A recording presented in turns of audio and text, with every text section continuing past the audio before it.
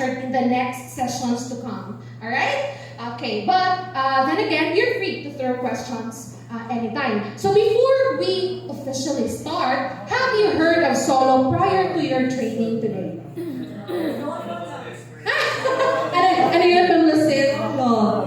Okay, YOLO. You only live once, so make it right. And part of being in this training is us making it right in our respective fields and all. So I know that you are accepting of this change, and I know that you are the right people to be here to see to it that the solo will be implemented in our respective schools. Because you will be the trainers when you go to your divisions. Diba? Ato ko ng mga top scorers din will be our, what do you call this one? Resource persons when you go back to your respective field. Okay, top scorers. So, galingan natin ang pagsagot sa ating worksheets. Kasi, ilan na inang i-check, i-scorean. But anyway, I know you will answer it to the best of your ability, and you will be able to you will be top scorers. Okay, so my name is Eileen Joy S. Mejia, Head Teacher 3 and Assistant School Head of Almeria National High School from the Division of Biliran. Alright, so you've been seeing these matchsticks earlier, right? Oh, we know what's going to transpire. But anyway, in this training, there will be 7 sessions that hopefully will equip you and capacitate you with the different solo concepts. Alright? So, earlier this morning, Attorney Khaled discussed session 1, the HOTS PLP walkthrough. So you already have an idea of the HOTS PLP package. How many packages do we have right now? 2. How many packages? 2. Actually, we have English, Math, and Science. Alright, so what we're discussing now is on Science. Okay, now, and then Meryl's mentor's guide and then the teacher's guide for each learning area. Okay, so earlier this morning, discuss ni Sir Wilson yung session 2A. Okay, so session 2 is divided into 3 sessions. Session 2A, Session 2B, the one that I will be discussing with you, and then the last part is 2C. So I would suggest ngayon pa lang, mag-ice baby na mo sa inyong topic when you go to your respective division or fields where you feel like you're most comfortable with. Okay, next, Session 3 is supporting HOTS in the classroom through learning approaches. And then Session 4 is HOTS in practice. By the way, yesterday, it was in one of your expectations that you wanted to know more about the learning approaches using solo. This is the right place to be because I tell you, my dear participants, ang gagaling ng mga resource persons natin. These are top scorers from the National Training of Teachers, National Training of Trainers in Cebu City. So there will be learning approaches that will be shared with you that hopefully ma-share din natin sa ating mga division. And of course, how HOTS is really practiced in the field. Kasi what we will be talking about today is more on the theories, the strategies, the approaches, and all that. But you will also be capacitated on how to effectively cascade HOTS in your respective divisions. Okay, paano nga ba ito napapractice? Kasi it's an entirely different story already when you practice this, right?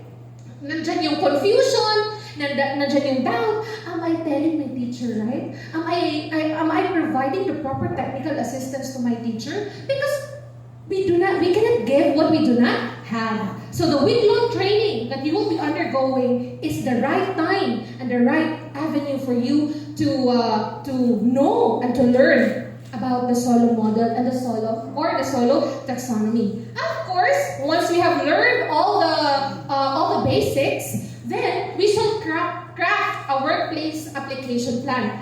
Naalala niyo yung sabi ni Dr. Lagumba yesterday, the re-entry plan? Napakalaking tulong nun because that was a point for us to help us with our promotion.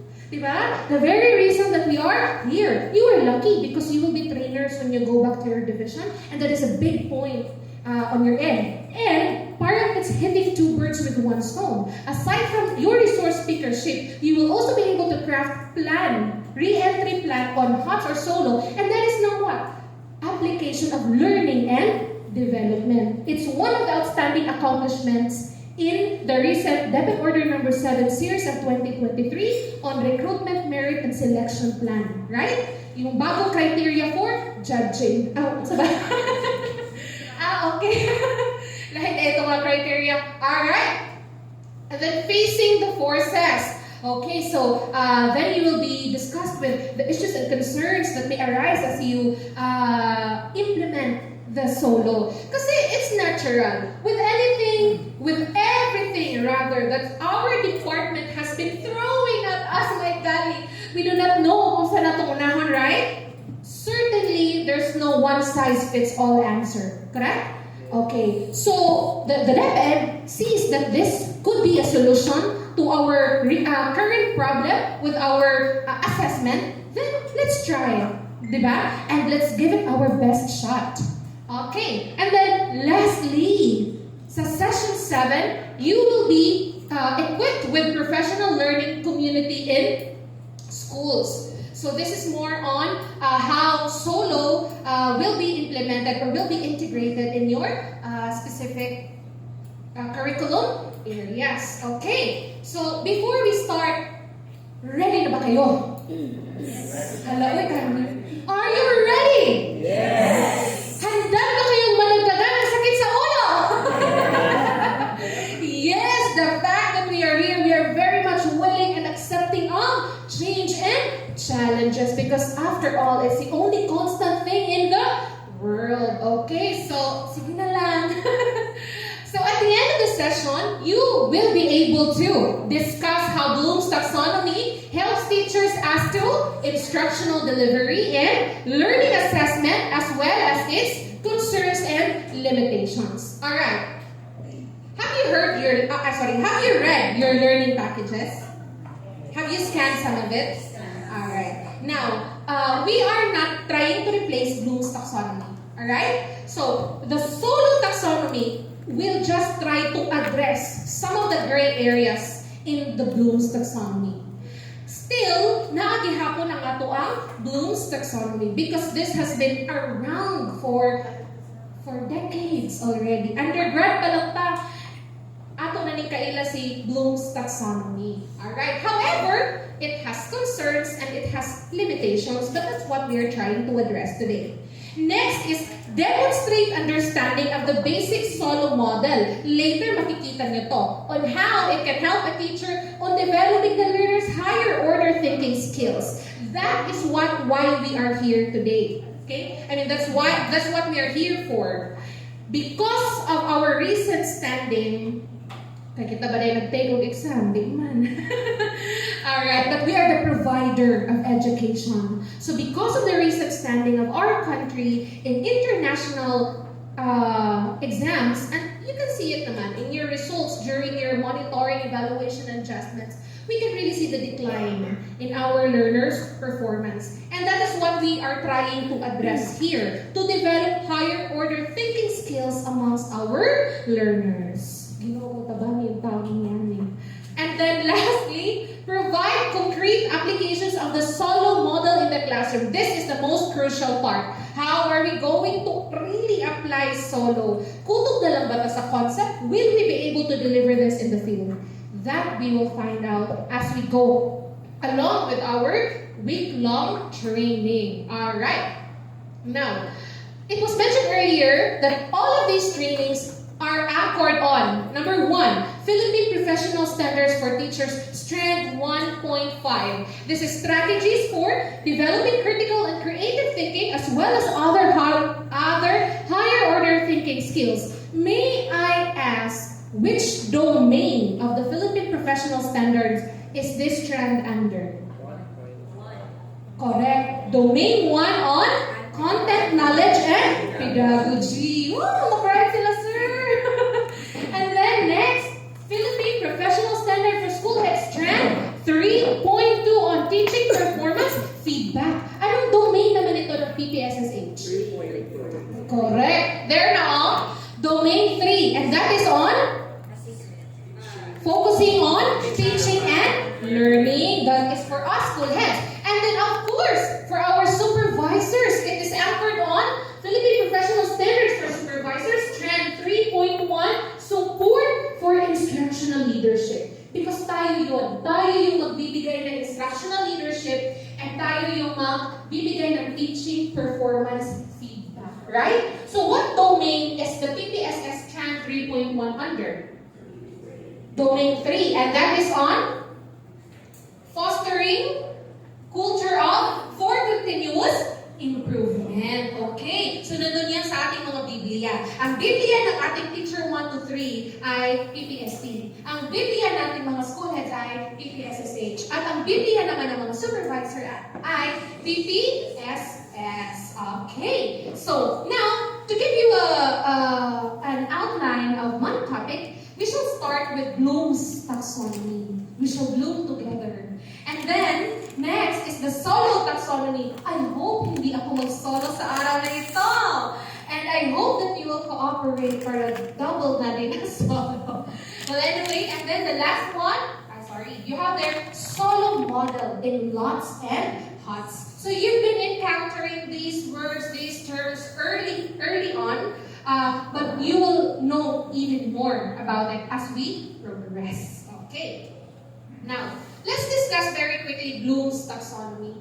So Bloom's taxonomy is named, as you all know, after the leader of a group of academics in 1956, Benjamin Bloom. So Bloom categorized his taxonomy into 6: knowledge, comprehension, application, synthesis, analysis, and evaluation. So itong lolo nyo, si Sir Benjamin Bloom. At ito naman ang tropa ng mga lolo nyo, si Sir Lauren Anderson and David Wall. Did you know that Bloom's taxonomy transpired out of a proposal? Not even a research study. They came up with Bloom's taxonomy out of a single proposal. They did not even conduct a study. And look how it became. Diba? Nag-create siya ng ripple effect. So, ganyan kalaki yung implication ng paggawa ng proposal and pag-implement ng plan. Alright? Okay. Now, in Bloom's taxonomy, we all know that we must first begin in establishing a learner's lots or lower order thinking skills. May I know what comes to mind when we hear the word lots? Or when we hear the word lower order thinking skills? Sir. Good afternoon to all. What comes to my mind when I read the word lots, simple recalling, memorizing, listing, and all. Very good! Correct, sir. Simple recall and involves memorization. Now, how about higher order thinking? Simple recall of concepts. How about higher order thinking skills? What comes to mind when we hear the words higher order thinking skills? Critical thinking skills, analyzing, evaluating. Alright, thank you, ma'am. So, critical thinking skills. So, basically, higher order thinking skills require applying and working on that acquired knowledge. So, you can see the progression. In the lower order thinking skills, learners acquire knowledge. In the higher order thinking skills, they try to apply that acquired knowledge. What do you do with that acquired knowledge if you don't apply it, right? And we should be able to create an avenue for them to be able to apply that knowledge. Kasi sometimes they already have the lots. But sometimes we fall short on creating an environment for them to apply their HOTS. Right? Kasi sometimes busy din tayo, ang daming overlapping activities. Nandiyan na. We know how to craft HOTS assessment, but there are just times that we fall short on implementing them. Now, if we look at Bloom's taxonomy, at the lowest part of the triangle, you will see there the first level is remember. And it's simply recalling facts. Like we mentioned a while ago, tama kayo. Recall facts and basic concepts. So, in the first level, we define, duplicate, list, memorize, repeat, state. Simple, recall. On the second level, you have their understand. So once you have remembered those things, now you try to understand those things, or our learners try to understand those things. So that is when they explain ideas or concepts. So they classify, describe, discuss, explain, identify, locate, recognize, report, select, and translate. Now, on the third level, as we go above the triangle, that is what? Apply. Okay. So this is when our learners use information in new situations. So they execute, implement, solve, use, demonstrate, interpret, operate, schedule, and sketch. And then they analyze. They draw connections among ideas, differentiate, organize, relate, compare, contrast, distinguish, examine, experiment, question, and test. And then, as you go above the triangle, you have their evaluate. You justify a stand or decision. So they start to appraise, argue, defend, judge, select, support, value, critique, weigh. And then at the topmost, you have there the creating part, or the create, which is to produce new or original work. And that is to design, assemble, construct, conjecture, develop, formulate, author, or investigate. Now, it's as clear as broad daylight that from the bottom up to the very top, you can see the progression from the lower order thinking skills going up the higher order thinking skills. And that is all about Bloom's taxonomy. So Bloom's taxonomy levels were later revised in 2001 as to remembering, understanding, applying, analyzing, evaluating, and creating. So you can see here the comparison from the 1956 version to the 2001 version. As you can see here, in our 1956 version, paano ina-express ang levels? It's expressed in, okay, correct, noun, forms. And then in the revised version, it's expressed in verb forms. Specifically, these are, it's expressed in present participles. So we call them gerunds, right? Verbs ending in ing.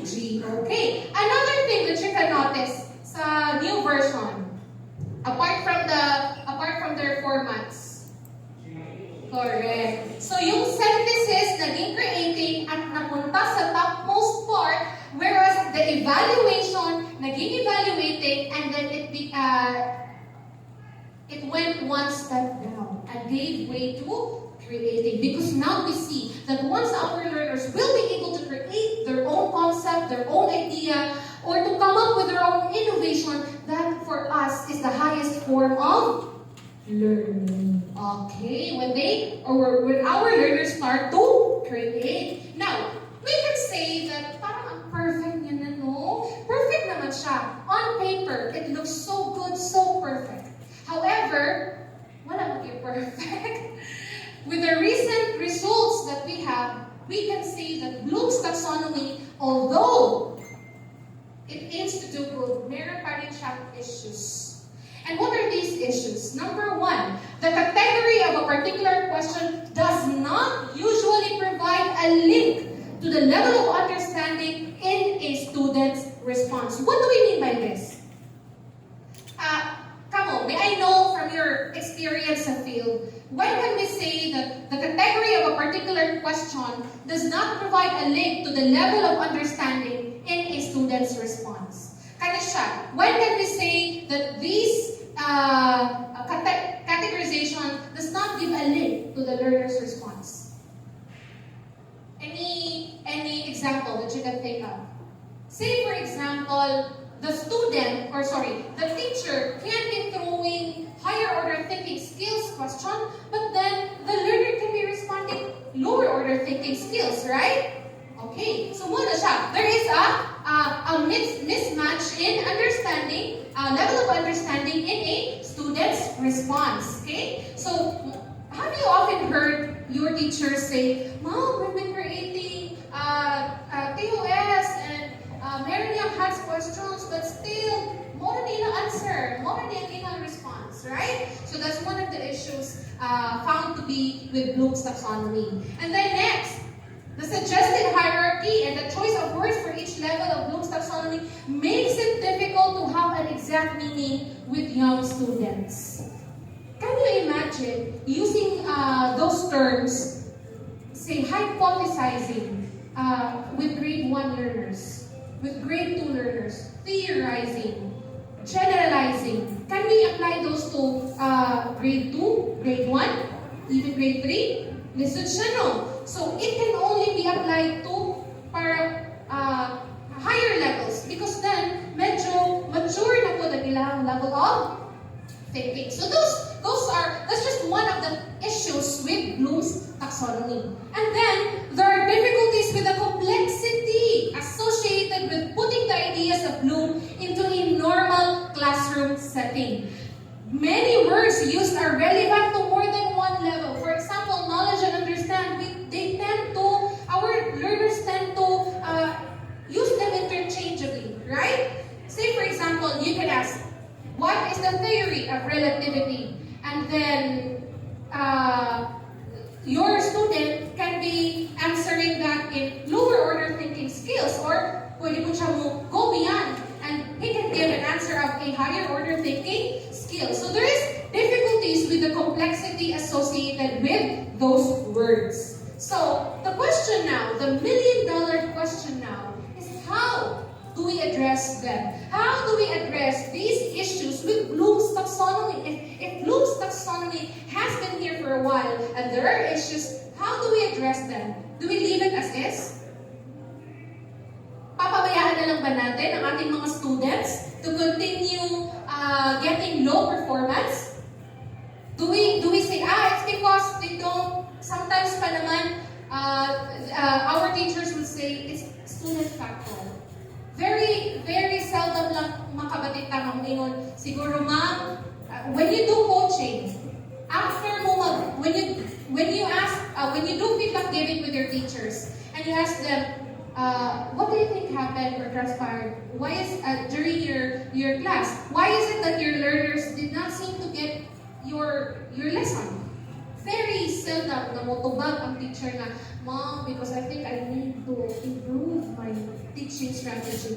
It's always, Mom, because the learners are not listening. The learners, Mom, di ba sila ang ilang attention, Ani? Have you heard teachers saying na they need to improve their teaching approach? Very seldom, right? Very seldom nato sila mabatikan nga moingon nga, I think there is a need for me, ma'am, to look into my teaching strat and improve my learning approach. Very seldom sa makakita inunana, di ba? So it is the duty falls on us to make them realize that maybe they can tweak their approach and you can introduce them now to the solo concept. Para po, we can also give or impart something to them na bago sa ilahang paninig, pero pala pinapractice na nila. So, how do we address these concerns? The solo taxonomy addresses these concerns. May I just clarify that solo taxonomy does not intend to replace Bloom's taxonomy. Okay? It just hopes to answer some of the gray areas in Bloom's taxonomy. Okay? So, the structure of the observed learning outcome, or solo, is a taxonomy or a model. It's a system to classify the quality of a response based on structural complexity. Now, with Bloom's taxonomy, may I just ask you, anong pinaka-main focus ni Sir Benjamin Bloom nung create nila ang Bloom's taxonomy? Do you have any idea? Any idea? Yes, ma'am. The hierarchy of understanding or skills to develop to the children. Okay, correct. The hierarchy of understanding to be developed. No. So how did this transpire in our field? Sa field natin, paano natin ginagamit yung Bloom's taxonomy? Correct. In assessment. Specifically, saan? Papaano? In what way? Correct. Preparing TOS and quarterly exam. So we use Bloom's taxonomy. We heavily rely, in fact, we heavily rely on Bloom's taxonomy in crafting our TOS and our test questionnaires. In fact, I admit to this, meron pa nga ako binibigay sa kanila na question starters according to Bloom's taxonomy, right? Okay, so if Bloom's taxonomy is concerned with crafting questions to develop higher order thinking skills or to improve the level of understanding of learners, the Solo taxonomy naman is on the quality of our response based on structural complexity. Because Bloom's taxonomy has been concerned with crafting the question the right way, the art of questioning, but did we ever ask ourselves, paano naman yung learner's response? Right? So, eto na yun. Eto na yung gustong ma-achieve ni Solo taxonomy. To classify the quality of a learner's response based on structural complexity. How do we assess learners, the students' learning based sa quality ng kanyang response? Because, sabi ni John Biggs and Collins, if we will be able to categorize the quality of a learner's response, we can know where our learners at exactly sa ilahang learning. Okay, so that is, eto sila, ang mga salarin. They developed the Solo taxonomy. This is John Biggs and Kevin Collins. They are Australian scholars and academics who developed the Solo taxonomy. So, the Solo taxonomy is a cognitive or brain-based developmental framework that helps explore the quality of a learner's response in a specific context. So this is more of looking at how the brain works or how the brain processes a particular information or particular data and how the learner, how that will transpire in the learner. Okay, so Solo taxonomy is also interested in describing the nature of a learner response to a question or a stimulus. When presented with a question or a stimulus, will the student answer? What kind of answer will the student give? So, dyan interested si Solo. And then, this information looks into what a learner knows, understands, and can do, as well as directions along which instruction may profitably proceed. So, from this statement alone, with Solo, the teacher can now more or less assess, should I reteach? Kailan ako magre-reteach? Should I proceed with my new lesson? Out of the quality of the responses that our learners are giving. With Bloom's taxonomy, we are concerned with the quantity of the correct responses, right? But with Solo taxonomy, we are concerned with the quality of the responses that our learners are giving. Because that is mostly how we can assess the real learning. Okay? So, the Solo offers a structured outline for the students to use to build their learning and thinking. It motivates students to ponder where they are presently in terms of their level of understanding and what they must do to progress. It's based on the idea that there are different levels of understanding and that students can move through these levels by engaging with increasingly complex tasks and ideas. So by using the Solo taxonomy, teachers can create learning experiences that are tailored to each student's current level of understanding and that help them progress towards more sophisticated level of knowledge. So you can see it's almost the same with Bloom's. You first establish the lots before you acquire the HOTS. Sabi dyan, no? Help them progress towards more sophisticated level of knowledge. So Solo taxonomy is a systematic way that describes how learners' understanding built from easy to difficult while learning different tasks or subjects. It can be used to enhance the quality of learning within the classroom teaching and provide a systematic way of developing deep understanding. So the kind of learners that we want to produce with Solo taxonomy are the learners who have deep and genuine understanding. Hindi yung surface level lang na, I know this, parang ganyan. There should be deep level of understanding. And how will that transpire? Later, we will know as we move along with our discussion. Solo also provides criteria that identify the increasing complexity of student performance for understanding when mastering new learning. So sabi ni Biggs, you can see the students' performance for understanding when they're trying to learn something new. So first, mag-uumpisa yan sa pinaka-easy, going up to average or moderate, and then evidently, the difficult part of that new concept. And then, it provides a simple, reliable, and robust model for 3 levels of understanding. Ito na, surface, deep, and conceptual levels. And then, as thinking progresses across the levels, students move from factual, knowledge-based thinking to conceptual and abstract thinking and understanding. So, here are the basic solo language or levels that I want you to remember and I want you to take a good look at. Because in the next days to come, you will encounter more of these terms. Number 1 solo level is what we call the pre-structural level. And it is represented with this circle. Alright? Next, we have the unistructural level presented with, what do you see here? A bar. Okay? 1 bar, represented with 1 bar. And then, the multistructural level is represented by more than 1 bar. And then, the 4th one is the relational level. What can you make out of this illustration? Okay, they are now related with one another. Or, the bars here are interconnected or are related. And then, lastly, we have extended abstract. What can you make out of this illustration? Correct. The learner now goes beyond the relational level. Again, please repeat the first level. Everybody.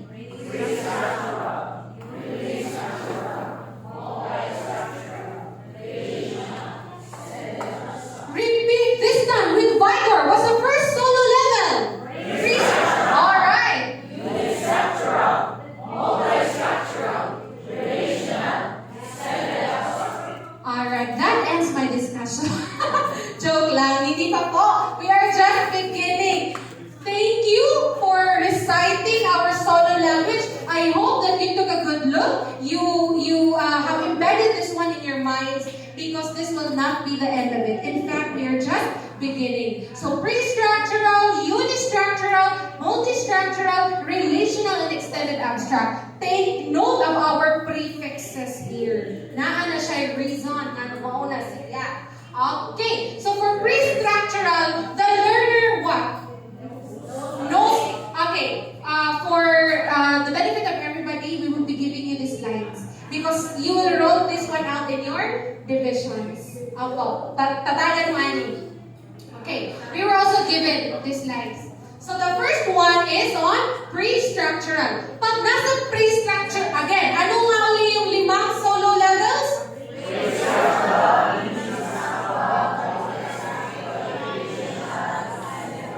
Pag nasa pre-structural solo level, the child what? Represented with this. If the child is in the unistructural level, the child one thing about the topic. Next, if the child is in the multistructural solo level, knows a few things about the topic but are unrelated or unconnected. Now, when the child is in the relational solo level, the child can start to connect ideas, and eventually, when the child is in the extended abstract solo level, the child can make connections beyond the original topic. So you can see that the first 3 solo levels have, these are the solo levels or the structure. Ano nga ulit yung meaning ng solo? Correct. The structure of observed learning outcomes. And what is our end goal? To develop higher order thinking skills. Okay. Through our learning packages. Very good. Alright. So, if we look at these solo levels, the first 3 solo levels, pre-structural, unistructural,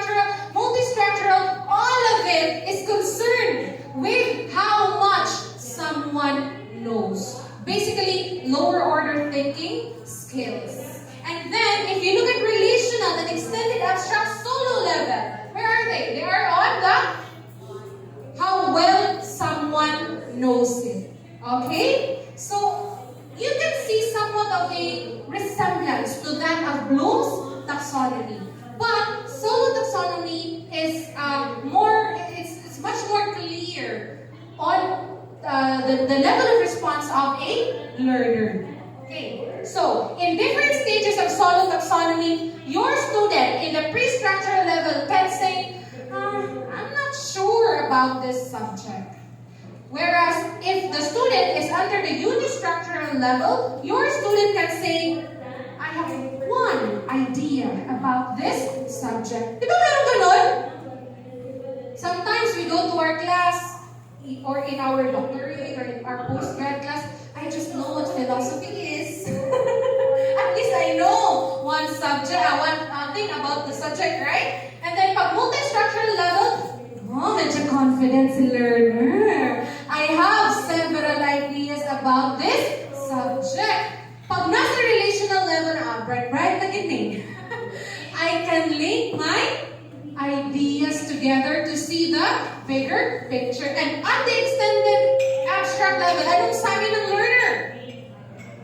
I can look at these ideas in a new and different ways. So now you see the beauty of the solo taxonomy. It's giving us a point of view from our learner's point of view. So somehow, we've been concerned with mastering the art of questioning, but we fall short on understanding the quality of our learner's response. And this is it. Solo taxonomy will help us understand that part. Because when we get to understand the solo taxonomy, that's also when we can improve our art of questioning. Okay? So, now let's move forward. We see now here the comparison between Bloom's and solo taxonomies. So, yung pre-structural, ano nga ulit yung pre-structural? Knows nothing. Walang idea yung bata. Okay, so below pa yun siya itahong sa Bloom's taxonomy. Wala yun siya din ha. And then for unistructural, okay, the same as remembering, multi-structural, aligned with understanding, relational, both applying and analyzing, and then extended, abstract for evaluating and creating. Alright, so now let's look at the description of levels in the solo taxonomy model. Again, ilang level meron tayo? Yes, sir. I have a question. Because you mentioned kanina at a structural the learner knows several points or concepts rather than lessons. But it equates with the understanding part of the taxonomy, where the student is supposed to be the understanding part already understands Yes. feeling that the comprehensive concept. Don't we, when we understand a particular concept, is it not us already having some points of idea about the subject or the topic? Kasi how can we explain if we only know one thing about it? So somehow, when a learner understands a particular question or understand a particular topic, then that learner could have one or two or even more than bits of information regarding that topic. Okay? Yes, there is already understanding on the part, but let me make this clear. When we say multi-structural, it's on the level of response. Okay, the kind or the level of response. The child or the learner can be giving out certain responses na could be giving one or more response about the topic, but then pwede mo siya din related. Or later, as we go along with our discussion in the levels, you will see a much more clearer example, sir, to address your question. Yes? Taking point of attention ko dyan sa multi-structural versus relational. How do we interchange the different Okay. terms of the actual responsibilities? Kasi madali siya may Yes. That is what will be answered as we go along with our discussion. Actually, I acknowledge, sir, na meron talagang doubts or questions or queries on this part. Yes, they can. But on certain levels, there are differences in the multi-structural and the relational. And later, as we go along with our discussion, especially in the levels, you will get to see a more clearer picture of the difference between the relational and the multi-structural levels. Sorry, ma'am. It's okay. To voice my concerns because even though with the Bloom's taxonomy, may point of contentions na Yes, ang oh. educator is like, one educator would say a question or would say a step, oh yeah, analyze yan. Tapos sabihin ng isang educator, no, it's a lie. Okay, paano yung ginagawa ito? May blurring. Oh, yes. sa There are gray areas. Yes, may Yes. blurring sa kanilang, sa in between these levels. And I hope na dito sa solo, there will be clearer boundaries. Yes. Opo, actually, your question might be, we might be able to shed light to your question as we proceed or as we progress with our discussion. Sinabi mo nga kanina ano yun? Was it the teacher? Or sino yun? Yung nag-question na, hindi yan, analyze yan. The focus is where? The focus is where? On the question. Correct. But the focus of solo is on the response of the learners. So yun na nga, kaya nga sinabi natin, the solo is not there to replace Bloom's. It's there to address some of the gray areas and to look at the quality of the learner's response. Yung point of contention ko lang, sana clear yung distinction about levels. So Yes. that when we appreciate that the learner's answer, clear talaga na, okay, this is relational. There's no question about it. Tapos ito, I'd like to relate that one, I can see where you're at, especially with Bloom's. Kasi yun, it's actually one of the issues made mention sa Bloom's, na parang there are times that there are blurry lines between the two. Because we cannot put or categorize really, nakita na in Bloom's taxonomy, there is a specific categorization. But in the actual world, nagkakaroon ng interchange, right? Okay. But then, Bloom's taxonomy is concerned with how you throw the questions. Etong solo taxonomy is concerned with how we classify learners' responses. Okay? So, later, we will hope to address the question, where do we draw the line between and among these solo taxonomy levels? Alright. Okay, eto na. So now, we go to the description of levels in the solo taxonomy or model. How many levels do we have again? 5. We start with pre-structural. Okay, so in the pre-structural level, the learner does not focus on the relevant area or problem. There is no consistency. There is quick closure in giving an answer. And then the learner is simply acquiring bits of unconnected information, and he does not have any kind of understanding or uses irrelevant information and or misses the point altogether. Have you encountered learners who are whose responses are under pre-structural? Yes. Talagang, you cannot believe that this learner does not have a background idea, especially if it is just a continuation of prior lesson, right? But then, lo and behold, there are learners who are like that. And these are the kind of learners that we must focus on. Okay, so what are the keywords? Learner misses the point. Learner fails, remains unsuccessful, and flunks. So, example observable behavior. To a question like, what do you understand by the term cellular respiration? May I ask, if you are a student under the pre-structural level, what could be our answer in the question? In this question, if we are the learner, how do we, and say for example, that learner is answering in pre-structural level, what could be our response to this? What do you understand by the term cellular respiration? I didn't know. I haven't heard of the term cellular respiration. Okay, let's see. Correct. What? Or I don't know. Okay, so ganun most likely yung pre-structural. At ang dami nila sa classroom. So, so this is a big challenge for all of us. Now, let's go to the description of levels. Now let's go to the next one. In unistructural. Everybody read.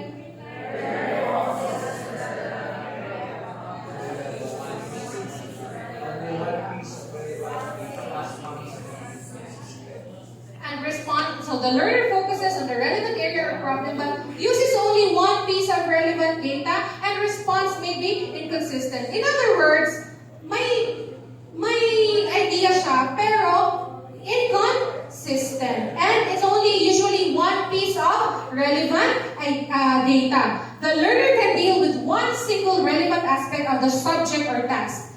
He is able to make simple and obvious connections, but the broader significance of the information is not understood. Alright, so keywords: define, identify, name, draw, find, label, match.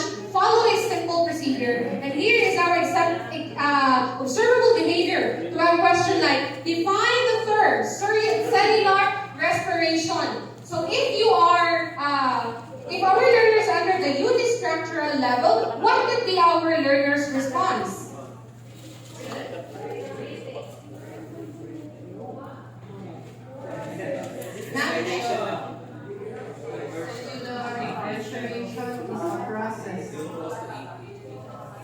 The cellular respiration is a process, okay? What else? Anyone who would like to share their answers? Yes, sir? Huh?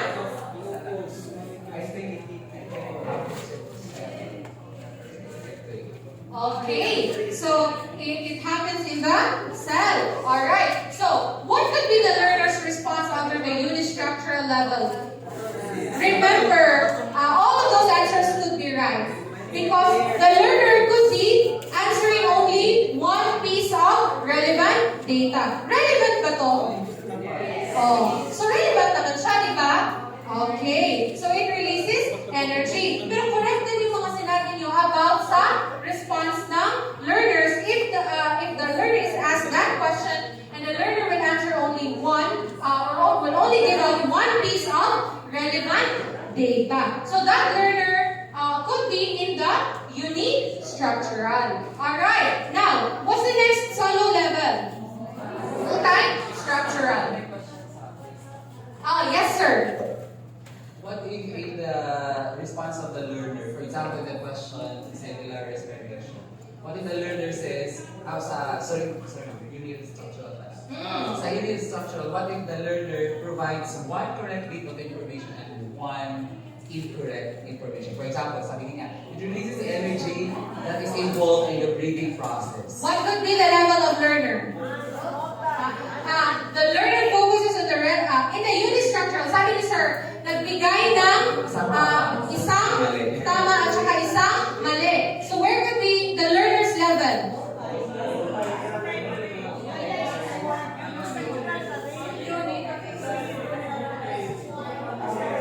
How about a user? Where do you think is the level of the learner in that sense?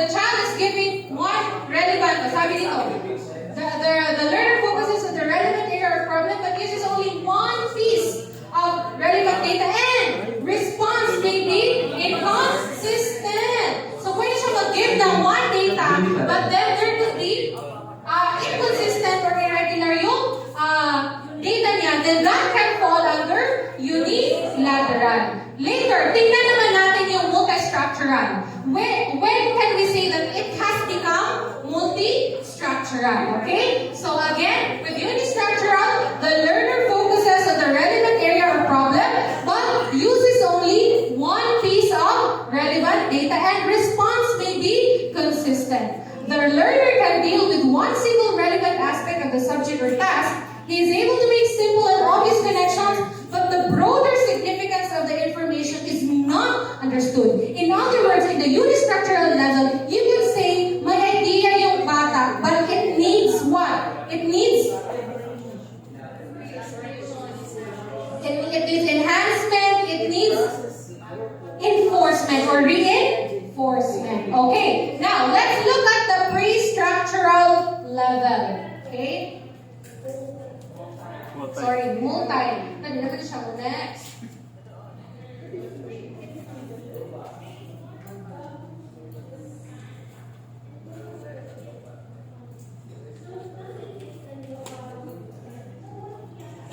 Alright.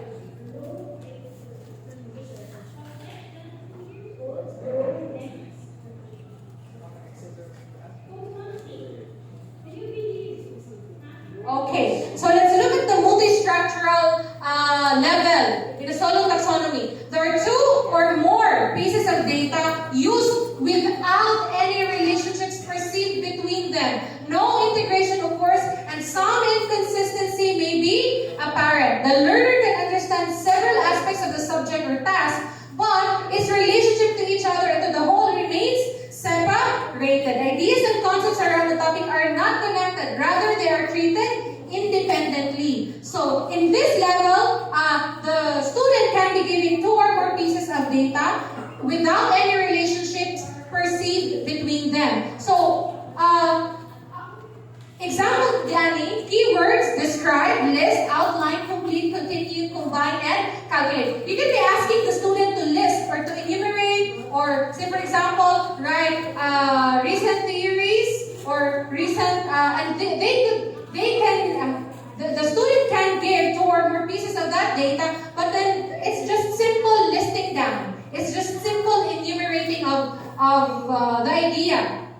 And then here is our example observable behavior to a question like, describe the term cellular respiration. What would be the response of our learner in this level? Sir?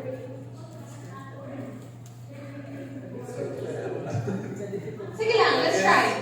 I'd like for you to introduce the use of oxygen. So the use of oxygen, what else? Breaking down of food molecules, okay? Alright, so again, multi-structural, two or more pieces of data are used without any relationships perceived between them. No integration, of course. So parang nag-recall ka lang ng ano yun, mga indicators of cellular respiration, but you're not, You're not really? Okay. So this could be the learner's response under multi-structural. It is a chemical reaction that releases energy. It uses oxygen and glucose, and it releases carbon dioxide. So parang nagbigay lang siya ng simple description, or what do you call this one?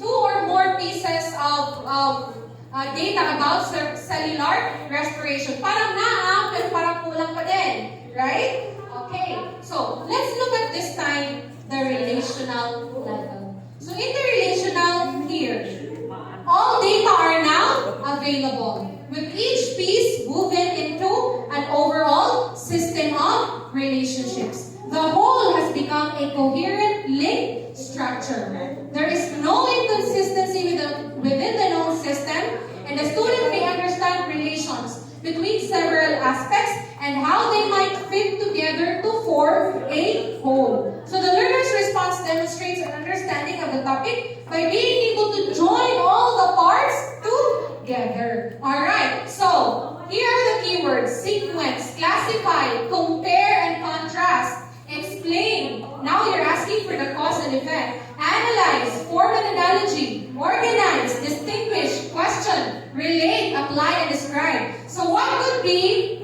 the learner's response to a question? Explain the process of respiration under the relational level, sir. Yeah, explain. I'm actually anticipating the answer to this kasi gusto kong makita kung ano yung different integrations sa multi-structural. So, if this will be in relational level, then the student should be able to express that cellular respiration occurs in the cells, in the mitochondria of the cell, or or sometimes outside the mitochondria kasi sa mga prokaryotes. where the glucose is converted to ATP. The glucose molecules are converted to adenosine triphosphate molecules, which then is the energy currency in the cell. And the cells are able to survive because they are able to process these food into energy. Alright, so that is how a relational learner would, or a learner in a relational level would answer this. So, all data are now available. Did we mention data about respiration? With each piece moving into an overall system of relationships. Okay, let's take a look at how a learner responds, a learner under relational responds to this. Okay, it's a reaction that takes place in all cells of the body, correct? Products of digestion such as glucose are transported to cells by the blood and reacted with oxygen to produce carbon dioxide, which is breathed out, thus energy is released. Look, ang daming data na sinight ng learners, and then meron siyang relating or unifying factor, and that is energy is released.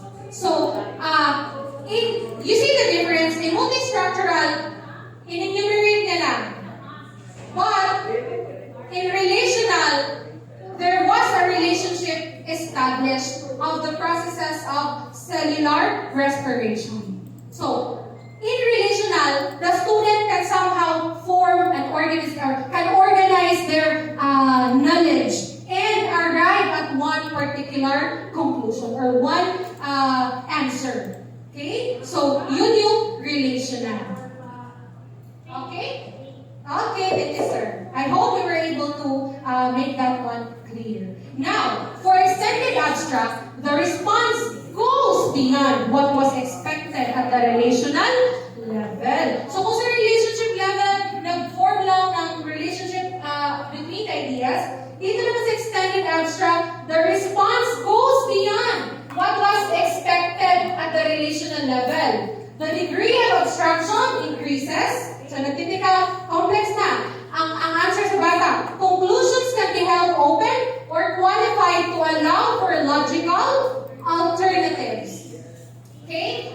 Take a look at this. Logical alternatives. So now the student is somewhat thinking outside of the box. The learner can make connections not only within the given subject field, but also make connections beyond it. Right? Okay. So now the learner is trying to establish knowledge within and across other learning areas. Okay? The learner can make connections not only with the given subject field, but also make connections beyond it. He is able to generalize structure beyond what was given. May perceive structure from many different perspectives, and ito ang pinaka-importante sa extended abstract.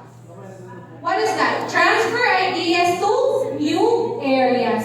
He or she may have the competence to generalize, hypothesize, criticize, or theorize. Okay, so let's look at here the keywords. Generalize, predict, evaluate, reflect, hypothesize, theorize, create, prove, compose, prioritize, design, construct, and perform. Example, to a question like, what generalizations and reflections can you make on the term respiration? What do you think is the learner's response? Anyone? In this solo level. Hello? Let me try. Sige sir. Okay. Sige ba? Kasi I'm still trying to comprehend these different levels. Kasi interesting talaga siya. Yes. So, Actually, we had the same reaction when we were in Cebu also. Okay, I'm so... still trying to use that, so I will try my Okay, it's okay. So the generalizations and reflections that a learner could make on the term respiration. Ito. So the learner would say respiration is an important bodily process where it converts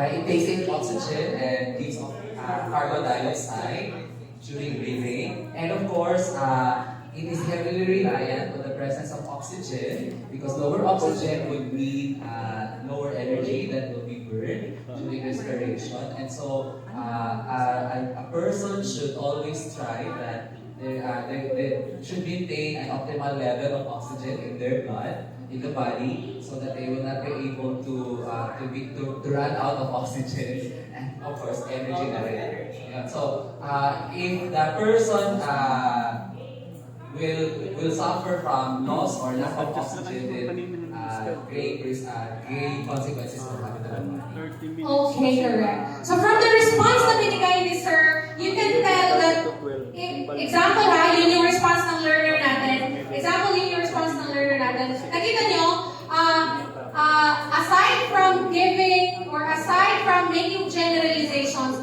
nagbigay ng reflections that what would happen to the body if, ano yun, sir? Bumaba yung oxygen level. So if that is how our learner responds, then that learner is said to be on the extended abstract. So it's a reaction that takes place in all body cells. Products of digestion such as glucose are transported to cells by the blood and reacted with oxygen to produce carbon dioxide, which is breathed out via the lungs, and ultimately repair of tissues and keeping warm. But in this case, yung response ni Sir, if we take it as a response ng learners, the learner is now looking at what could happen if you will have lack of energy. So ultimately, yun yung gusto natin ma-achieve among our learners, to have that level of reflection. Now, what could be the repercussions if I will have lack of or loss of energy? So can we say that our learner is on the extended abstract level if that is our learner's response? Yes. Okay. So ano siya? It went beyond what's expected from the learner. Okay. So next, let's practice our understanding of the solo levels with the question: do you think it will rain soon? Okay. How do you think a learner under the pre-structural level will answer this? Ma'am? Maybe? Not sure, I don't know. Okay, correct? Any other answers? What could be the answer of the learner in the pre-structural level sa question, do you think it will rain soon? Maybe because it rained yesterday. Yes, it always rains on a Saturday. Look at the answer of the learner. Yes to no. It always rains on a Saturday. Does it always rain on a Saturday? So, can we say that our learner in this level gave a wrong answer or flunked this question? Yes. Okay. So that, mali talaga pag pre-structural yung level no? Yes, wrong yun siya. Okay. Next is, in the unistructural in the unistructural, what do you think could be the response of the learner in the unistructural level? Yes, because there is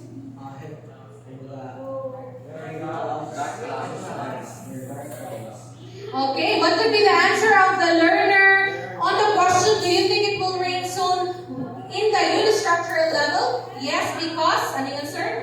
There are dark clouds. Okay, remember how we are answering on the shoe or the level of our learners. So let's try to check. I think it will rain because there are many clouds in the sky. Okay, tinignan din lang yung clouds. Yung sky. There are clouds. So in the unistructural level, the learner could say it will rain because I'm seeing a lot of clouds. Alright. Next, how about in the multistructural level? What do you think could be the response of the learner to the question, do you think it will rain in the multistructural level? Sir? In the multi-structural, the learner will say, yes, it will rain because it was the news yesterday tells us that it will be raining today because of the low pressure held in the lower part of the Philippines. Okay, so my basis na this time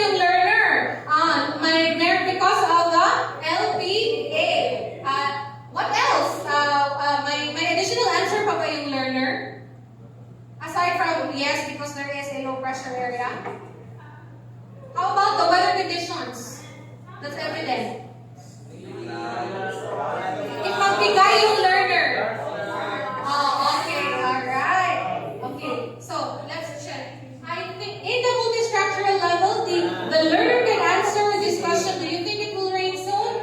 This is in the multistructural, this could be the answer of the learner. I think it will rain because there are clouds in the sky and they're dark looking and the wind is coming from that direction. You can see that the learner now is trying to tell us or express his or her observations that there are clouds in the sky, but there was no mention of the clouds, right? So is it dark? Is it fair clouds? Right? Okay? So, sinabi lang ng rain, sinabi lang ng learner, I think it will rain because there are clouds in the sky, I read it. And they're dark looking and the wind is coming from that direction. Okay, so iniisa-isa niya ngayon yung weather conditions na observe niya. And then apart from that, because there's a low pressure area. Alright, now how about in the relational level? What do you think could be the response of the learner in the relational level to the question, do you think it will rain soon? Ma'am?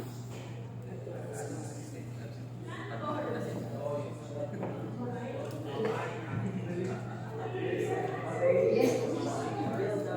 It will rain soon because I feel the humidity. Maybe it is atmosphere.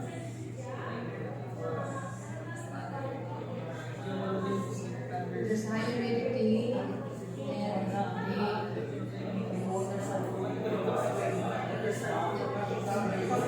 formation of clouds, the numerous clouds in the sky.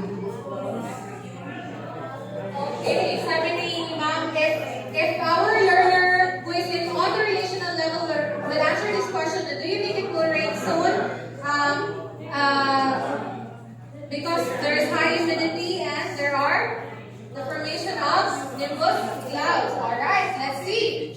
Yes, I think so. The clouds look very dark over there, and the wind is getting stronger, and the air feels different. It rained yesterday, and the weather seems very similar now. Do you see how the child crafted or how the child formulated the response? Especially on the last sentence. It rained yesterday, and the weather seems very similar now. Anong ginawa ng bata? Okay, and then nirelate niya yung prior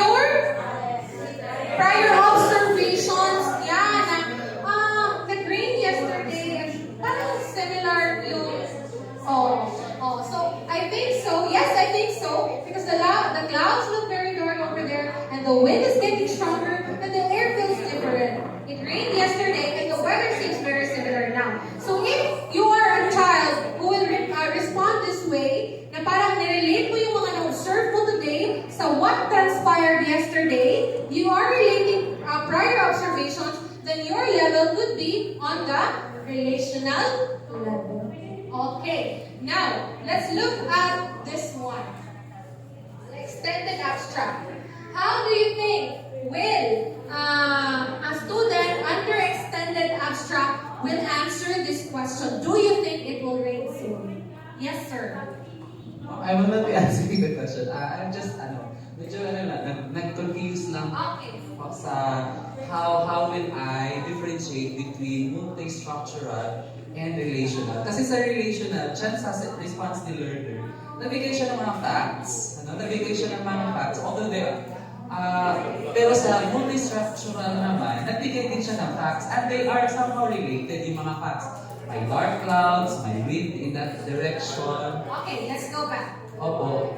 Kasi kung Alright. yes po, may connection naman, oh. There are clouds and they are dark. And then there's that wind coming from this direction. Okay, there's a response here. Yes, sir. Opo, pero ma'am, please let me continue my thought. Pero if we are talking about grade 7 and 8 learners, yung nakukulangan ko ako sa relational, yung mga terms, yung mga precise scientific terms that should have been provided by the learners. For example, like the barometric pressure, ano yung temperature, Diba? Yun sana. Kasi, if you can correct me ma'am if I'm wrong, yung tingin ko kasi sa relational, yun yung pinakatumpak na sagot. Like, si unistructural, konting the please. Si multi-structural siguro dalawang nasagi na yung sagot. Pagdating kay relational, natumbok talaga yung sagot. Pagdating kay extended abstract, natumbok na. Beyond. Yes. Ay, nadyahan pa. Tama po ba yung ano? Yes, actually, sir, you are correct. Tama talaga yung observation mo, sir, in the relational. Now, let me just clarify. In the multi-structural, yes, meron siyang mga minention.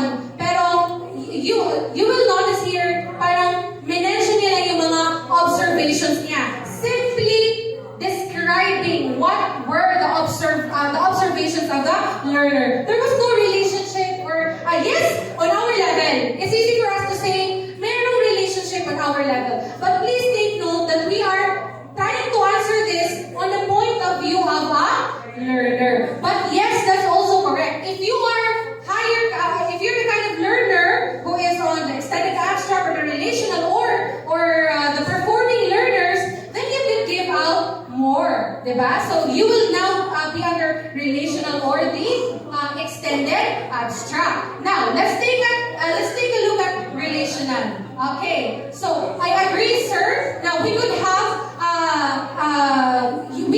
as a learner on the relational level, you can give more. Let us not be limited with our response here. This can be even more, and the student can be more specific if the learner knows something about it. Okay, but still, in this case, na ganyan lang kasimple yung binigay na answer ng learner. Sabihin natin, this is just a priming question. This is just a motivation part na question. Can we expect already our learners to have these answers relative to the use of measurements about rain? Maybe some, and others may not. Diba?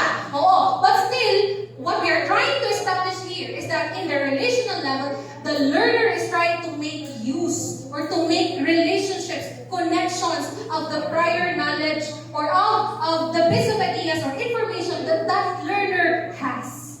Alright? So, in the multi-structural, I know bits of information about this and then that's it. But in the relational, I know bits of information about this data and I can relate or I can make connections with my learning. So, correct yun. Very acceptable na pwede, if the learner is advanced, pwede mag-add yung learner ng enhancement sa answer na yan. Right? Okay. So, what we are just trying to emphasize here is that in the relational level, once the learner gives an answer na kaya na niya mag-relate or mag-establish ng relationship, then that answer could already be relational. Pero pwede pa talaga yan mag-enhance or mag-improve pa higher. Depende this time with the kind of learners that you have and with the background knowledge of learners. Okay. So, pwede yun, sir. Yung concern mo. Ma'am, would you like to say something? Yes, ma'am. There is already in the relational, there is already the comparison between the situation before or on that day and on the previous day and that day. So, on the multi-structural, so the student or the learner were able to describe the weather condition, but on the relational, the student there was able to describe or compare the weather condition yesterday and that day. Okay, so the learner were able to give comparison. Okay, so the learner was able to give comparisons out of his or her Observation. Okay, so then we can say na nakapag-establish yung learner ng relational na concept. Okay, kasi binase niya yung answer niya sa na-observe niya from yesterday. Okay, so that could also be relational. Alright? Yes, sir.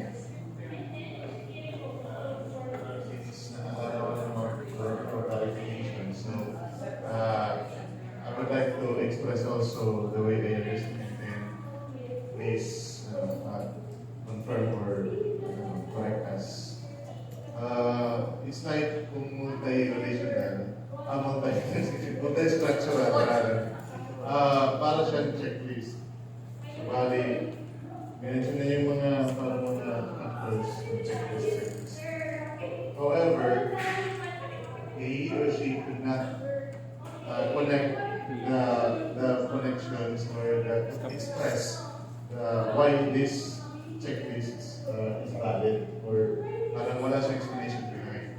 However, I think in relational, mentioning niya yung checklist, but he or she explains as well why the checklist should be included. Parang meron siyang reason behind and the connections between them. Yes, sir. Yes po. Parang yung pag-intindi how to differentiate between multi-structural and kasi kanina, we are thinking that yung para siyang relational na yung dati kasi may clouds, tapos may wind, papunta dito. Parang makikita namin na parang may connection pero hindi na explain. Parang lang siya Nag-observe. Not simply recalling or mentioning the observe. kung hindi explain ng bata kung bakit uulan, mention na yung mga signs.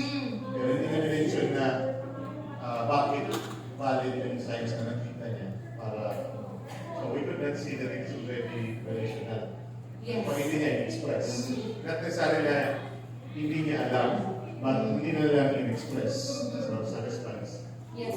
Yes, sir. Thank you, sir. Any other?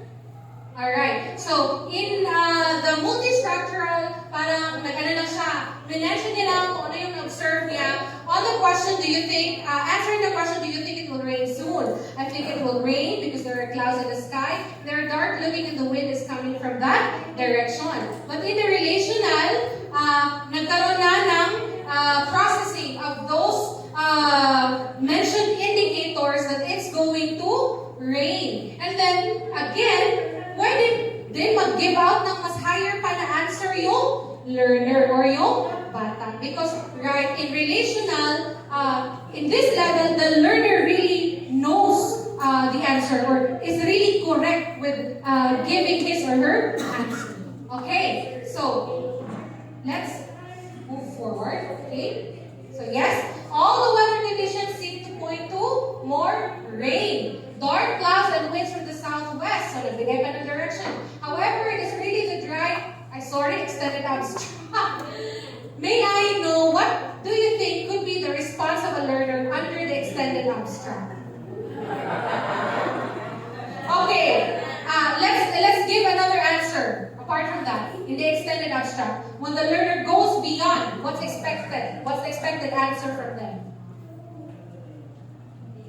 Okay, let's process the question. The answer. Yes, all the weather conditions seem to point to more rain. Dark clouds and winds from the southwest. However, it is really the dry season and it might not happen as these same conditions happened last week and no rain occurred then. Nakita niyo yung response ng bata? Paano siya nag-i-interpolate? These weather conditions were the same pero it did not rain. So the child now is starting to question. Will it rain given under the given circumstances na last week all of these indicators were present and no rain occurred then? But all the weather conditions seem to be pointing to more rain. Diba? So the child now is, you can see now na I have made this observation. However, at the time, it did not rain. So, will it rain soon? So parang kini-question na niya yung observation niya. Right? So this time, in the extended abstract, the child is going beyond the level of understanding of relational. Okay? Yes, ma'am.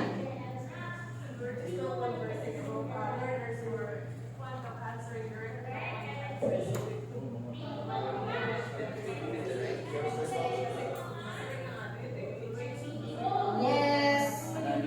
No.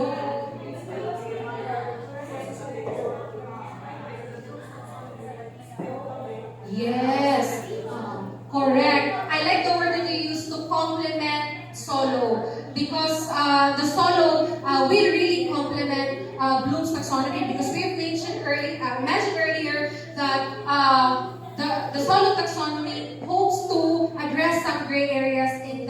Bloom's taxonomy. So, in this case, in the extended abstract, aside from relating all of the child's observation, yung ginawa niya, question niya, yung conclusion niya na mag-rain ba? Na all of these weather conditions were present naman before, pero hindi naman nag-rain. But all of the weather conditions seem to be pointing to more rain. So the child is now somewhat starting to question his or her observation. So higher na yung level of understanding ng bata. Alright. Now, let's move on to the next.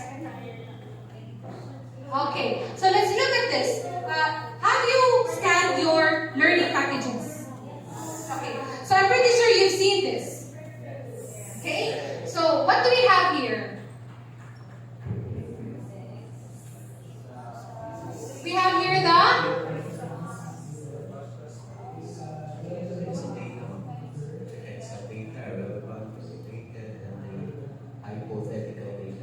okay, so we have here the basic response structure. Okay, so here in the basic response structure, we have here the kinds of data used. X is for irrelevant or inappropriate data.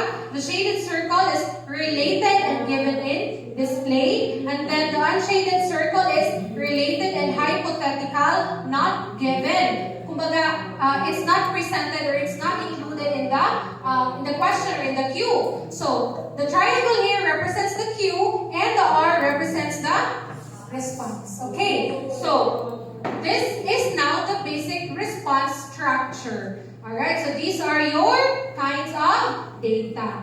Irrelevant, the relevant data, irrelevant is represented with X, the relevant data is represented with the shaded circle, and the related and hypothetical data is represented with the unshaded circle.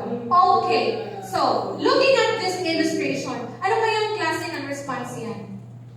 Let's look at the structure. Look at the Q. When the child or when the student is presented with a Q, and then nag-respond siya ng irrelevant or inappropriate data, what could be the solution? Okay, let's take a look at alright. So, it is on the pre-structural level. Okay, next, let's look at this structure. When presented with a Q, this time, the learner gives out one related or relevant data. Or response. Okay, so unistructural. Now, in this case, when okay, let's process na lang. When presented with a question, and then the child responds with two or more related and given and displayed data, that is on the multi-structural. Multi-structural, okay? Nag-give out siya ng related, relevant and given in display. But then, you can see that there is no relationship. Pero nag-give out lang siya ng mga relevant bits of idea or one or more idea. Relevant bits of one or more idea or data. Okay, now here, look at this structure. When presented with a Q, okay, you have here the child when presented with a Q gave out related data, gave out one or more related data, and was able to establish a relationship among those data or information given as a response. What could be the solo level of the learner? And then the last one. Here, when the child was presented with a Q, and the child was able to respond with one or more bit of information and was able to relate those information and even give an answer beyond what's expected from the child but still related to the question, or was able to establish more than one knowledge or concept out of that question, then the child could be, or the child is under the extended abstract. Okay, so let's look at the solo model, lots and hots. Sure.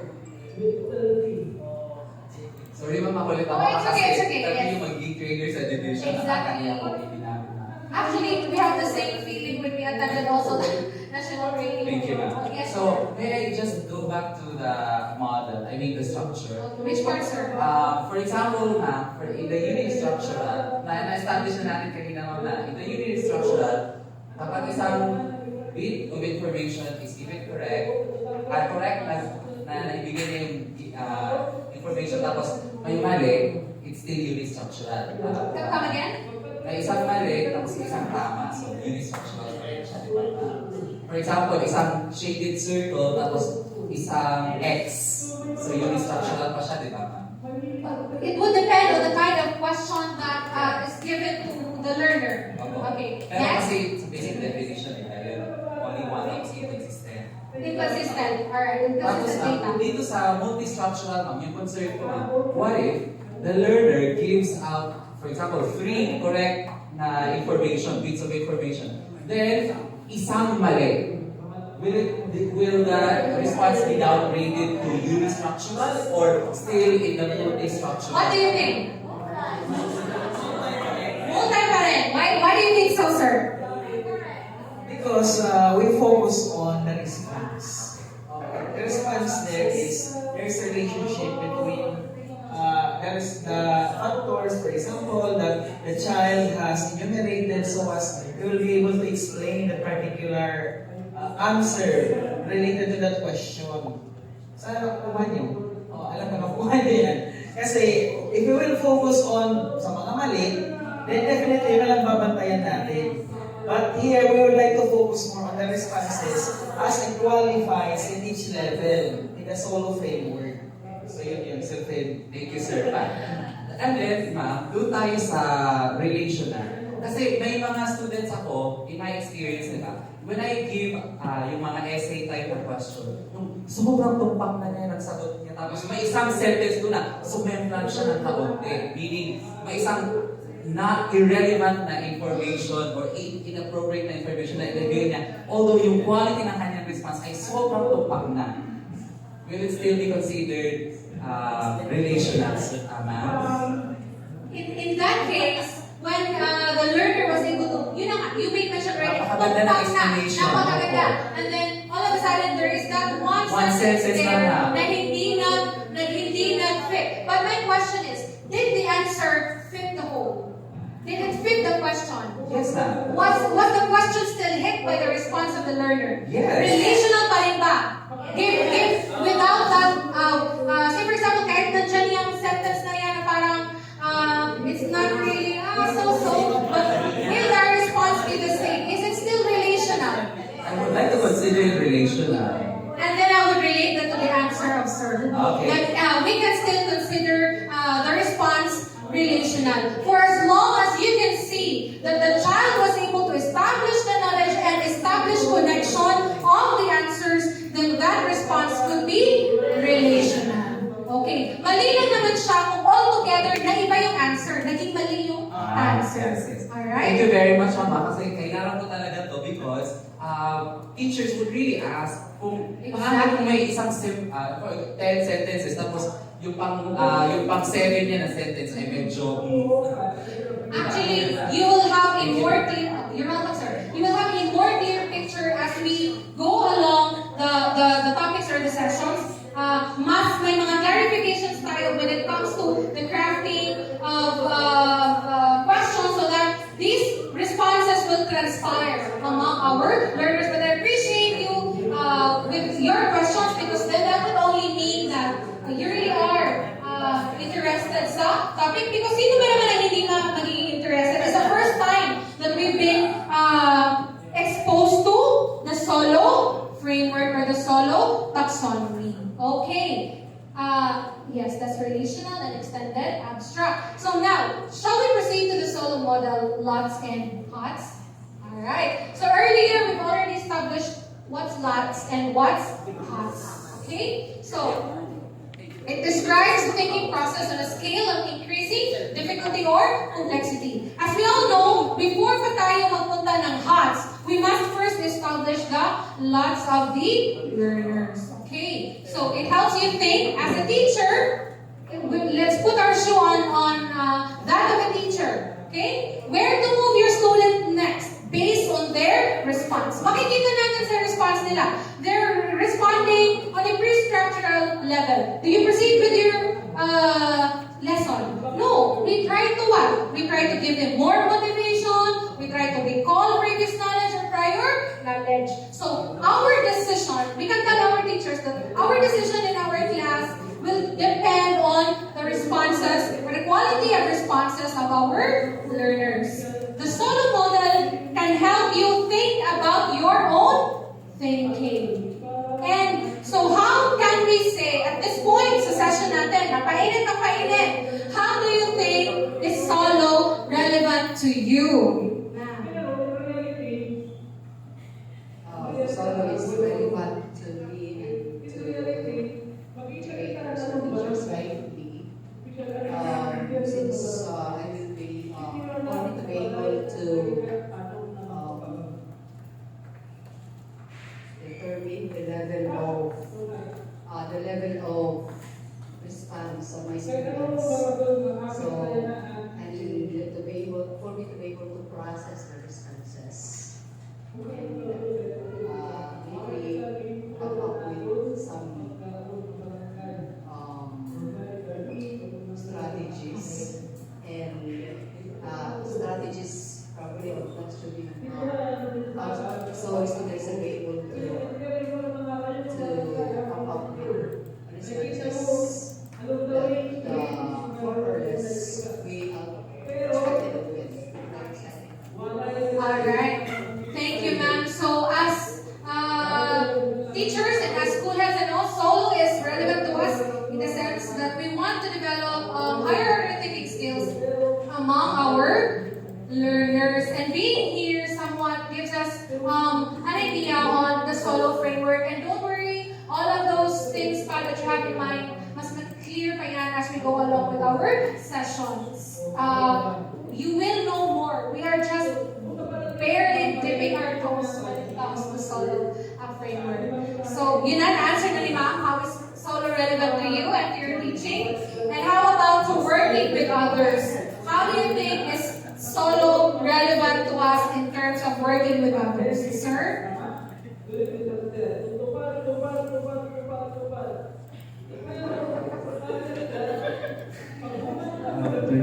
Solo relevant to yes, that's a solo framework or taxonomy is very helpful for the teachers in making assessing or processing the responses of the learners to become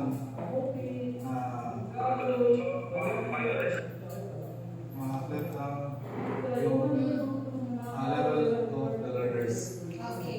Thank you, sir. To uplift the level of understanding of our learners. I mean, don't we all want that, right? So, why do you think is the solo model useful, sir?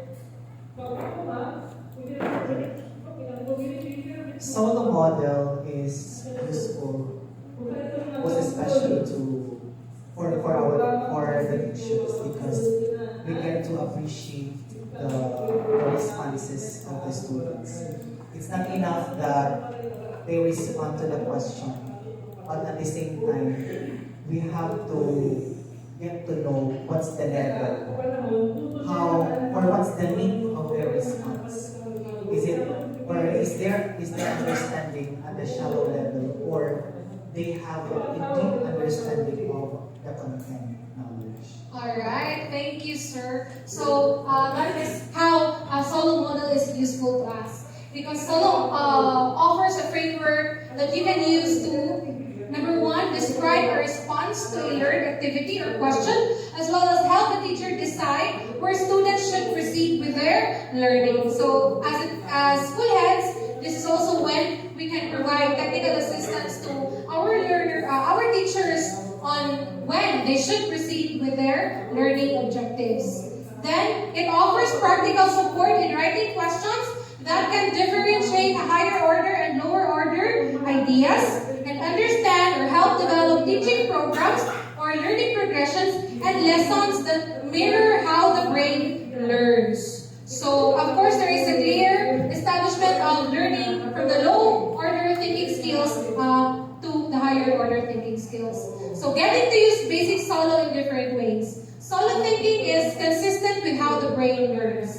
It's a strong logic moving from one level to the next. So naklaro naman nato no that there is really a clear progression from one solo level to the next as the child goes the solo levels. Alright, so solo has a strong logic moving from one level to the next. The brain cannot skip a level as each higher one depends on the one before it. So there could be parang, muna na siya, multi-structural na siya, but then, iba pala ang relational na. Iba pala ang extended abstract na. So solo offers clear learning pathways that help teachers focus on content knowledge among other things. And there are 5 levels in the basic solo model linked to how information is structured in the brain. So as you all know, solo is cognitive based. Now, who among you here knows how to drive? Oh, bisa basta. Who among? Okay, alright. So, let's look at basic solo in driving. Okay? So, when we start learning to drive, what are some of the big ideas we need to worry about? Is it stepping on the accelerator? Is it changing gears? Or using the rear view mirror? Diba? So there are so many big ideas that we need to worry when we start driving. Now, describe what a person driving a vehicle look like at the unistructural level. Paano kaya ang person or paano kaya isang tao na nagda-drive na under the unistructural level pa siya? Sir? The reaction of the person that do not knows who do not know how to drive is that, oh, what's this? What's wrong? Where's the accelerator? Where's the gears? Are we saying that walang idea or Idea. no? Remember, this is unistructural level. Sorry. So, unistructural is that he knows how to control the accelerator, but do not know how to what's this? How to manipulate the steering wheel. Alright, so in the unistructural level, it is expected na the driver knows a thing about driving. Alam niya na car yan. At tumatakbo yung car. But more than that, okay. How about in the multi-structural level?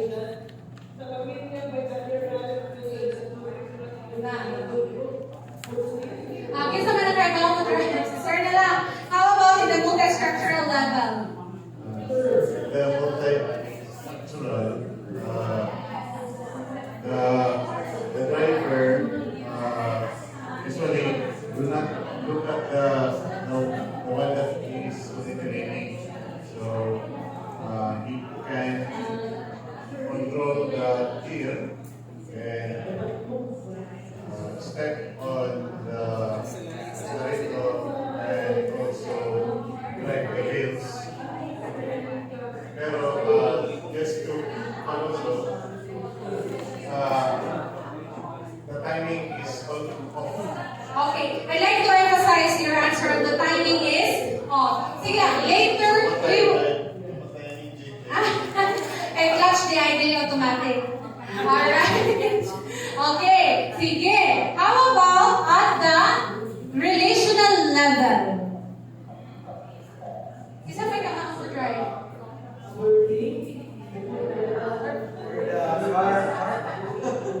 the vehicle to accelerate, step on the brake, that's the person.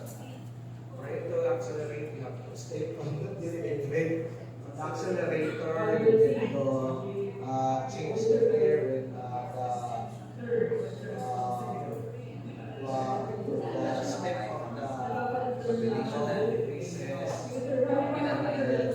Or when the road becomes steep, you need to change the gear.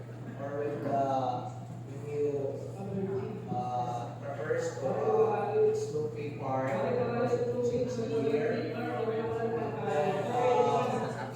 You need to step and train slowly or moderately, in order to decelerate the car. So, and then you need also to steer the steering wheel in order to change direction. Alright, so thank you, sir. Let's look at later if we answer that one right. How about in the extended abstract? Sir? I don't know how to drive a car. I'm trying to check what will happen with the extended abstract. Maybe the driver here, the extended abstract, could do something when a vehicle would suddenly stop in a way going up. So parang alam mo niyang gagawin niya mangyayari. Mas suddenly nag-stop, going up, nakataranta ang driver. So definitely by this time, the driver in the extended abstract knows what to do, and with parking also, using the rear view, the mirror, balance right and side. So somehow I would say that in this case, the driver is an expert driver in extended abstract. For someone who doesn't know how to drive, you certainly know a lot. Alright, so let's try to check our answers. So in the unistructural level, the driver focuses on one thing only, such as the steering wheel or using the accelerator. And it's at this time, it's a very dangerous time for a learner and for a driver and a passenger sa unistructural. So in the multistructural, you now follow a set of procedure. Stopping only involves the brake, not changing gears or taking one's foot off the accelerator. This is why we need an extended period of practice. So, in the relational, so how do we follow a set of procedure? Diba usually pag tinuturuan tayo mag-drive, you start the car, then if it is an automatic, you slowly step on the accelerator and all that. Okay, so now, on the relational, you can see connections between different aspects of driving, and actions become more routine. And in extended abstract, you go beyond driving the car. The driver is competent with most aspects of driving as well as more aware outside the car at pedestrians and the drivers of the cars. So, I'm only, meron akong prompt dito that I've given only 10 minutes left. So let's just, okay, so getting to use basic solo in cooking. The person is preparing a meal and has a recipe available. Describe what you might typically see for the following solo levels. So in the unistructural, of course, medyo you have trouble reading a recipe. You keep looking at individual aspects and know some individual ingredients, but not many. So alam mo that this is toyo, this is patis, this is vinegar, and all that.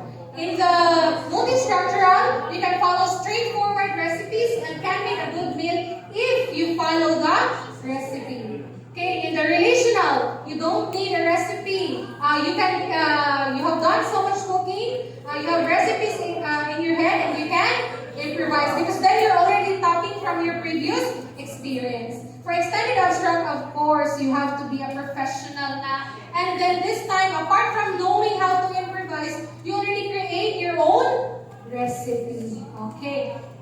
So, here we have the teacher in a classroom management. So, what might happen in the teacher, the pre-structural? So, the students ignore the teacher cannot control the class and leads for quiet and does not know what to do. So, in the unistructural, the teacher focuses on one student or one incident and cannot deal with other issues simultaneously. And sometimes pa naman, or most of the time, simultaneous yung mga issues natin. Now, for multistructural, teacher is aware of a number of issues and tries to deal with them one at a time. Usually not very successful, spot far problems. Ibig sabihin, the teacher was able to solve one problem, another problem starts up. In the relational, the teacher notices a number of issues and links them together to help address the problems. So the focus of solution is on the teaching, decisions taken, and approach usually successfully. So in the extended abstract, teacher now draws on other experiences such as knowledge of students, organizes lessons to minimize the chance of problems arising, and using different techniques that are special with a class. So, lower order questions or responses are at the unistructural and multistructural levels because information can be taught in the traditional sense. Whereas higher order questions or responses are at the relational level, and extended abstract teaching in a traditional sense is problematic. Students need to be placed in situations to develop their own connections or their own way. Because students tend to learn when they get to experience it firsthand. Even tayo, di ba? When we are just barely reading something, when we don't do it ourselves, we know the basics, we know the theories, but then we don't really have the whole picture of that particular knowledge. Okay, so here we have the surface and deep approaches to learning. Of course, our main goal here is to develop deep learning more than the surface learning of our learners. Okay, so here in the surface and deep learning, for surface learning, the solo levels under that are the unistructural and multistructural. So here are the characteristics: one idea, multistructural, a number of independent ideas. For deep learning, that's relational and extended abstract. So it's relational is ideas linked together and related, and extended abstract or extended ideas and applies and transfers ideas to new situations. So basically, that's the whole picture of the solo levels. Other questions still that you would like to raise?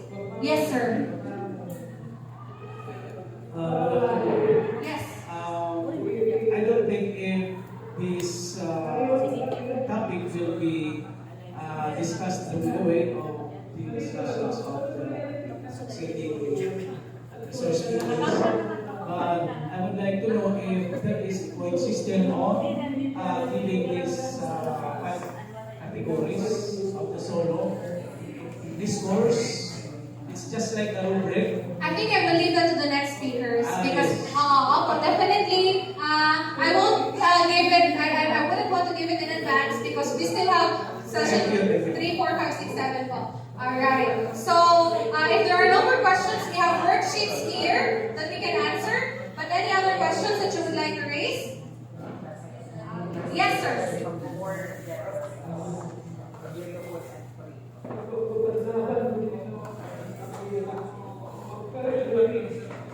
Yes, sir.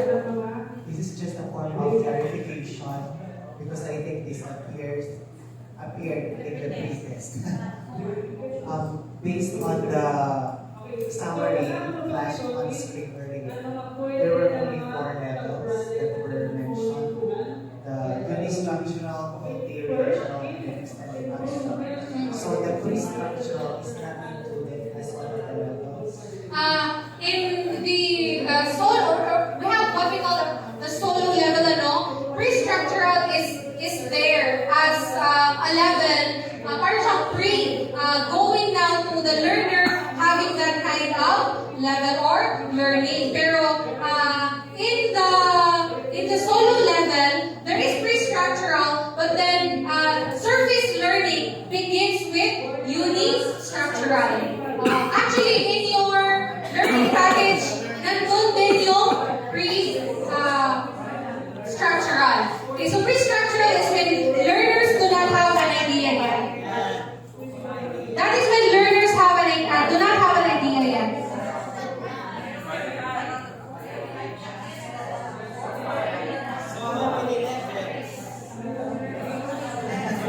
Okay. Alright. So, any other questions?